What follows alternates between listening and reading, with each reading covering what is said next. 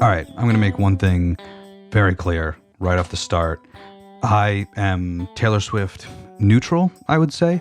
I am by no means a fan of her music, but as with most pop music, I find it rather inconsequential.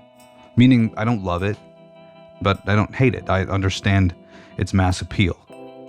I grew up an absolute snob with the music that I listened to, which a lot of times was completely unwarranted. There was a lot of butt rock and, pro wrestler core in my rotation. But through high school, I started to expand and grow into the kind of music that I like now, but I was still rather insufferable. I can still be rather insufferable, but I've chilled out a little bit, listen to whatever makes you happy.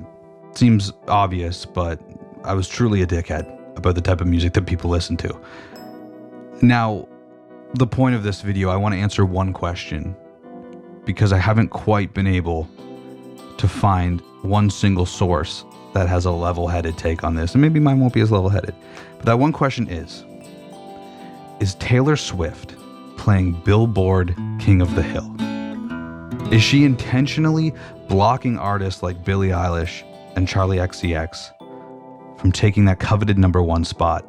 Or are some of these artists just collateral damage in one artist's pursuit, an obsession with that #1 spot? First, I think we need to go over what album variants are, what they mean, because it's not a new phenomenon. It's always been common practice in the music industry. A band or an artist would release a standard version, maybe a country-specific version, and then a deluxe version somewhere down the road, 6 months to a year later. Artwork variations aren't new either. The Police, for example, had 36 artwork variations for their 1983 album Synchronicity. And vinyl's been making a comeback for the last 15 years. In 2022, vinyl exceeded CD sales for the first time since 1987 by almost 10 million. And vinyl records have become more of a collector's item than a medium as to which to listen and enjoy that music. I mean, we all have streaming, right? Luminate, the company who tracks record sales and streaming that dictate the Billboard charts, reported in 2023 that 50% of people that own vinyl records don't actually own a record player to play those records on. Now, this might not be a good look for a musician or a guy that has a music podcast, but I'm in that 50%. This is my record collection. I have this still sealed, framed copy of Kiss Alive that my buddy found for me. And in fact, there's still a Sears, for those in Canada, there's still a Sears tag on it. I have these 3 Queens of the Stone Age records. Queens of the Stone Age is my favorite band of all time. I have their 2017 album, Villains, that was a gift from a friend who thought I had a record player. I've been gifted a few records, actually, from friends that thought I had a record player. This is now I'm going to have to censor this a little bit. This is a reissue of the first self-titled Queens of the Stone Age album that came in orange vinyl. I just bought it because I wanted the piece of history. I just wanted to own it. Then I thought maybe I should just own all of the Queens of the Stone Age albums, which I haven't got there yet. But I did pick up their newest album, In Times Like New Roman, and I will be picking up the others at some point. I am a super fan. I'm a dirty collector. And finally, these are my friends. These are my buddies in Ready the Prince, great rock band. They put out their debut album they had a few vinyl variations of their own. This is a great album. I wanted to support my friends, and I wanted to have the first release, the first run of this album. So I bought it.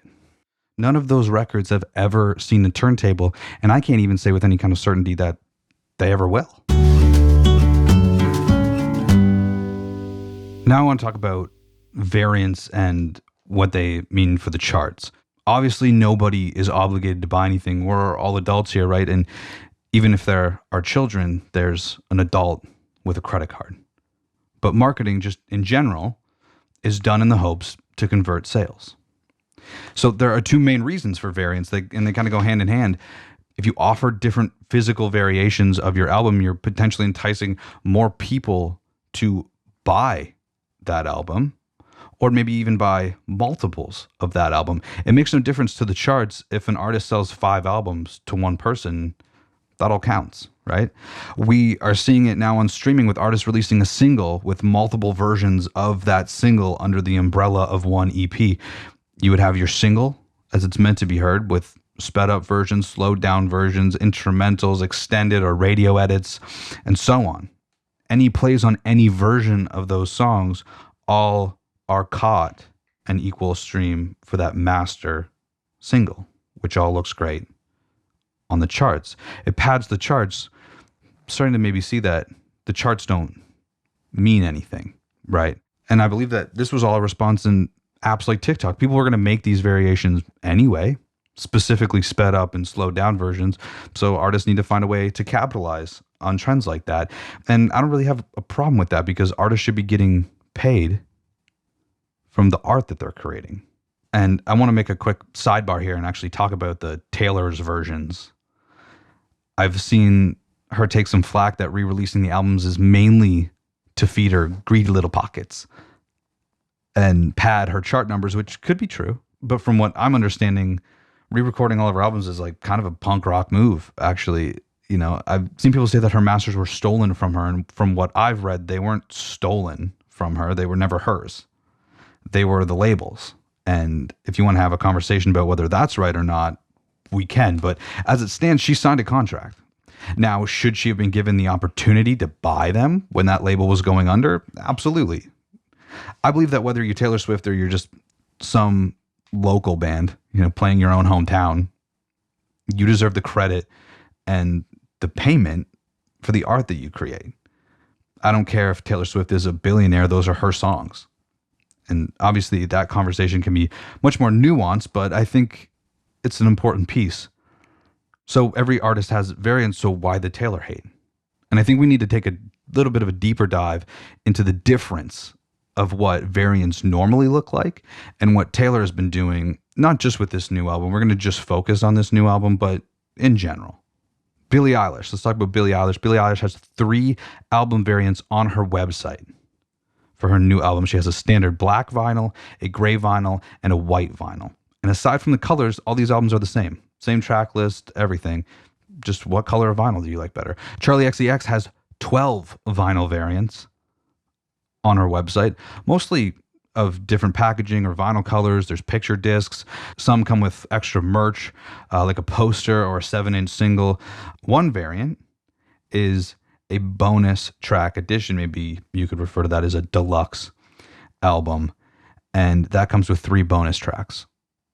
A lot more to choose from Charli, but it's more of like you're spoiled for choice. There isn't a reason to buy multiple variants in terms of content. Maybe if you wanted to own a couple different versions, you definitely could. But it's more of you're going to have to make a decision on where you want to spend that $60. Now, it's no secret that Taylor Swift has a cult following. As an outsider, it's rather evident that she cashes in on the fact that she will be able to sell her fans anything, the same thing, over and over and over and over and over. I did my research on this video. I really did, but I was still having a hard time finding a breakdown of what every variant of the of what every variant of the Tortured Poets Department was. It's kind of a mouthful. I remember talking about it on the podcast, we should jam sometime, that there would be multiple variants off rip containing 1 different song each that were pre-orders. I believe there was 4, and every variant had different artwork and a different bonus track. And immediately that feels like, honestly, kind of like a fuck you to her fans. I was trying to stay as fair as possible, but on her website, I could only see the standard edition and the anthology versions of the album. And I mean, like a shitload of merch. Jesus Christ. It's cool. That's not one way or the other. It's just, there's a ton of shit that you can buy specifically for this album. It's kind of crazy. But then I realized like all these variations are presented as limited time offers. So you can't wait to see if there's another variation. You don't know what's next and you don't want to miss out. You know, you only have till midnight to buy this version. I was also I was also thinking about this when I heard there was a variation that would be there was like voice memos tied to the variations. I I was my first thought was like this. That's like post-humanist, post-hominous Posthumous. content. I still am, but I was as well, a fan of Nirvana in high school. And I was in high school like 2010 to 2014, peak time to be a Nirvana fan outside of, when they were actually at their peak in the early 90s, because that was the 20th anniversary of Nevermind. The 20th anniversary of In Utero was in there. That documentary Montage of Heck, I believe, came out around that time. And I mean, that documentary, man, Kurt Cobain has been milked for absolutely everything for a band that was really only popular for about 2 to 3 years. I mean, if you even go on Spotify right now and just look at the deluxe editions, these 20th anniversary editions, I mean, there are just version after version after version of these songs. The Montage of Heck soundtrack was just, tapes they found and like these little pieces of content, of riffs, of like little recordings of stuff that Kurt would have never wanted heard. It's a joke. We make a joke nowadays when all these musician fans, if there's a musician out there, just somebody that plays an instrument, chances are you have a ton of voice memos. I think my voice memos have only exclusively been used to record ideas. And it's always a joke of like, dude, if I die, like delete though, get rid of that. Specifically, if I get famous and then I die, delete that and get rid of it. It's just me playing guitar poorly and half-ass ideas or the first time the band like takes the song. It's just, you don't even want to share that stuff with your band, let alone the world, The internet tells me Taylor has been intentionally blocking other artists from claiming number one, specifically female artists, and even more specifically, Billie Eilish and Charli XCX. I'm a big fan of Billie Eilish.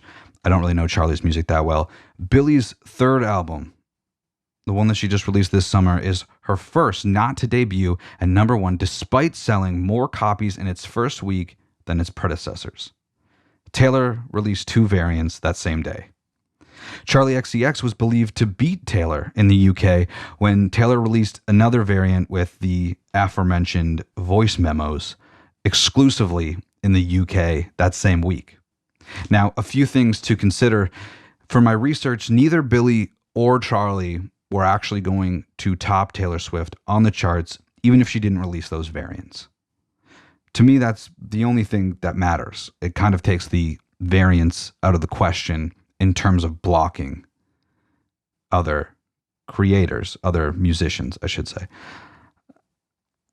Now, Swifties have been claiming also that the UK releases were because she was bringing her tour across the pond.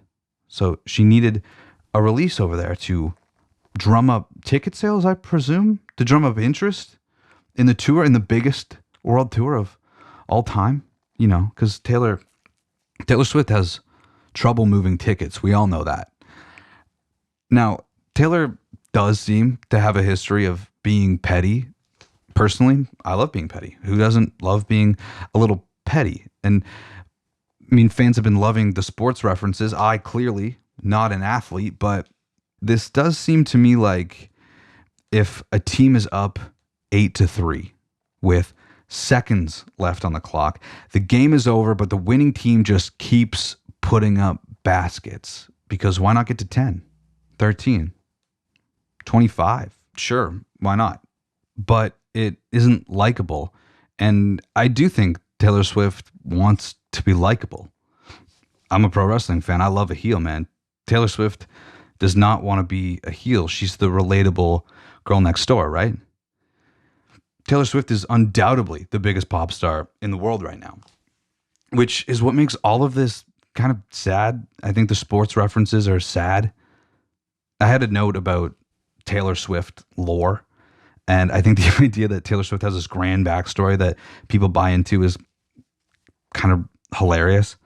I mean, it seems like fans like don't like when people mention, or it seems like fans and Taylor, to be quite honest, don't like when people mention the ex-boyfriends, but like, maybe that's a dive for another video. Now, listen, I don't believe that Taylor Swift is waiting in the wings to release another variant in order to block artists from being number one, at least not in a very specific sense. I also don't think she re-recorded her old albums to pad her numbers. I think the main reason was to get paid what she's worth, and that's completely reasonable. Those are her songs, after all. And sure, she's going to benefit on the charts, but again, I don't believe that that was the main motivation. Now, is her re-recording albums probably going to fuck it up for other artists moving forward? Probably, yes. But that's a flaw in the music industry, not in Taylor's character. Labels get that cut because they're kind of in charge of funding your dream. And at this point, Taylor Swift doesn't need a label. Which I also think I see some people saying, oh, I'll give her the benefit of the doubt. Maybe her team is making these decisions. No, that's way off base. Taylor Swift isn't answering to anybody. And I don't think that this is a Taylor specific thing. I think that she's been around long enough. She's paid her dues, so to speak. She's also a superstar. She's in charge. She certainly has people to do things for her, to organize things for her, but she's in charge. They work for her. So no, there's not this Taylor doesn't have any control over when stuff is going out. Granted, things are planned in advance, for sure. You could dive deeper into a lot of this. And maybe there is a conspiracy. But to me, I'm moving to what makes more sense. You can't on one hand say how creative she is and she's this fantastic businesswoman, and then say she doesn't have a hand in the releasing of a variant of one of her albums. And I don't think it's a matter of if it was Billie Eilish or if it was Charlie XCX or if it was Drake. But I do think being number one on the charts is more important to her than producing great music. Because great music and great art is what is remembered at the end of the day. That's legacy. Where you place on Billboard doesn't matter. The awards don't matter. It might matter to your wallet, and that's okay. But Swifties are talking about legacy. Awards are meaningless to your legacy, truly. The connection people have with your art is all that matters, and people clearly connect to Taylor Swift's art.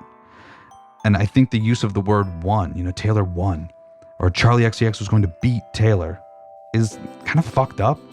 And maybe it's just removed from the music that I consume. And I think all of this proves that numbers don't matter. And they certainly don't matter in 2024. Taylor Swift is not the Beatles. And she's not Michael Jackson. And I'm not saying that as an insult. I think it's just insane to make the comparison. She has accomplished some incredible things, and people can just be themselves.